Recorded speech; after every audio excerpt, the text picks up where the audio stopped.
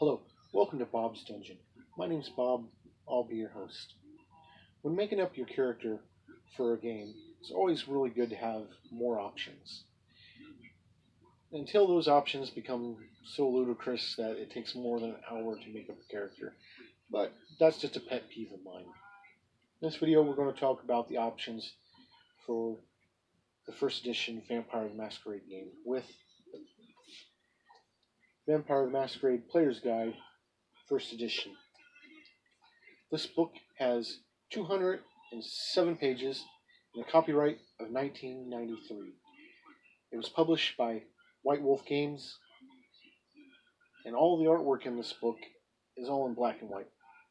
It's decent, it's pretty serviceable for what it does. So let's go ahead and look at that artwork. All the pictures in this book are in black and white. And unlike the core rulebook, none of the pictures in this book go together to tell a story. But each chapter still opens with a full-page picture for each chapter.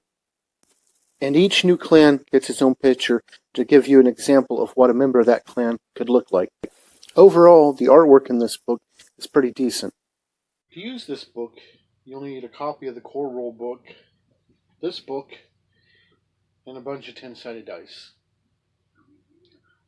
This book provides you with a lot of options for your player character, particularly at character creation. One of the options it provides you with is called the Paths of Enlightenment. There are only two paths to pick from. There are the Path of the Typhoon and the Path of the Paradox. What these are is they provide you an alternate way to handle humanity.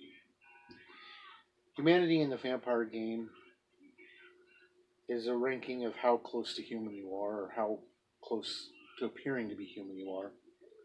And there's a thing called the hierarchy of sins, which dictates how evil of an act you can commit before you must check to see if you lose humanity. The paths of enlightenment give you a different hierarchy of sins to follow when you determine that. Another thing this book offers as an optional rule is it provides you with merits and flaws. Now, in some of the later editions of Vampire the Masquerade, they included merits and flaws in the core rulebook. But in first edition, you had to get the player's guide in order to have access to the merits and flaws system. The way it works is with your freebie points, you can buy some merits. When you take a flaw, it provides you with extra freebie points that you can spend. The merits and flaws are broken up into categories. There are psychological merits and flaws, mental merit and flaws, perception merit and flaws, aptitude merits and flaws, supernatural merits and flaws, kindred ties merits and flaws, mental merit and flaws, and physical merit and flaws. And there's a pretty good list in each of what's available to you. This book also contains brand new abilities, new talents, new skills, new knowledges that you can add to your game. It has brand new archetypes for you to pick from for your characters. It also has lists of your disciplines and gives you examples of how to take those disciplines beyond 5 dice, all the way up to 10, if your character could ever get that. And it gives you some examples of powers to choose at each of those, and it's pretty decent. This game also has brand new vampires for you to choose from. And these vampires are known as bloodlines. They're not considered real clans, but they're pretty much new clans for you to pick from. The new vampires that you have to pick from are the Assamites, the followers of Set, Giovanni, the Ravnos, the Salubri, the daughters of Cacophony, and Samedi. And each of them have their own disciplines, which can be found in the core rulebook, and some come with brand new disciplines, which are detailed in this book.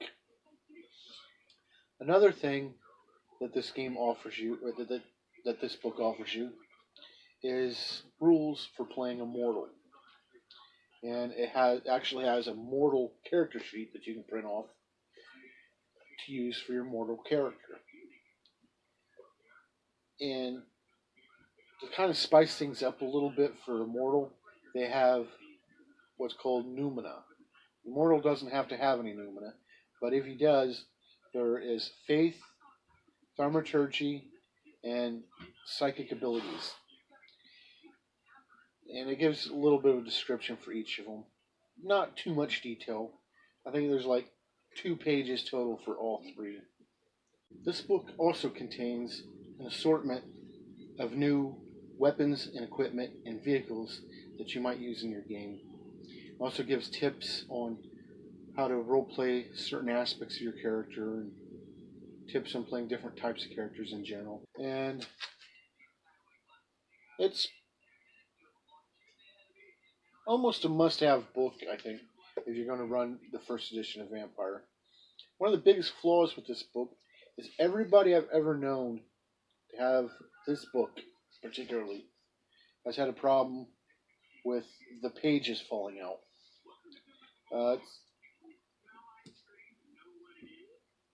I guess it's pretty poorly constructed, but everybody I know that's had this book has had that problem.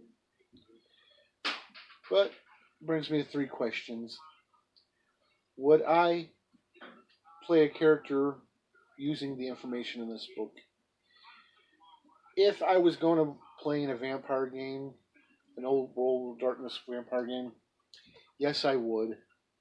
There's a lot of good information here. Would I use this game if I was going to run an old World of Darkness game? Again, yes, I would.